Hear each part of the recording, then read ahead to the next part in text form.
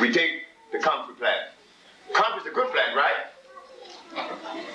Wrong. Comfrey is unnatural. Comfrey was made in the laboratory also by hybridization. You would never find Comfrey in the natural jungles, as they call them. In the natural forest, never. Burdock is natural. You always see burdock all around the place. Dandelion, red clover, plantain.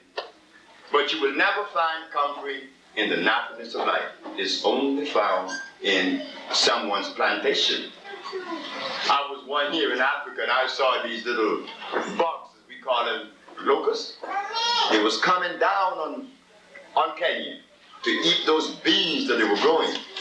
Everybody was angry and everybody was worried because the locust is going to eat the beans. But I was happy because these Africans now would not eat that starch. Locust does not eat anything natural. They only eat things that are unnatural, just like the little bugs that you have in your garden. Why does the bug eat the burdock plant? Why does the bug eat the dandelion plant? But if you go in the middle of the burdock plant and the dandelion, the red clover, make a little circle and just weed it out and plant a carrot plant or a beet plant, next day those bugs would eat that stuff up for you. Well, why don't they eat the other plants? Because they are made by life itself. And the bugs and that plant are in harmony with one another. But this stuff they call carrot, no way. No way.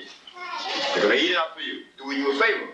But what happened, since we have become so mechanical using 1, 2, 3, and 4, and A, B, C, and D, and you want to apply that to life, it fouls up. It does not equate. It just simply does not equate.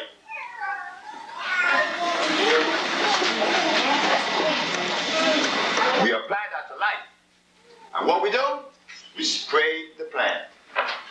When the bugs come tomorrow, the bug said, oh, he sprayed it now, fellas. Let him eat it.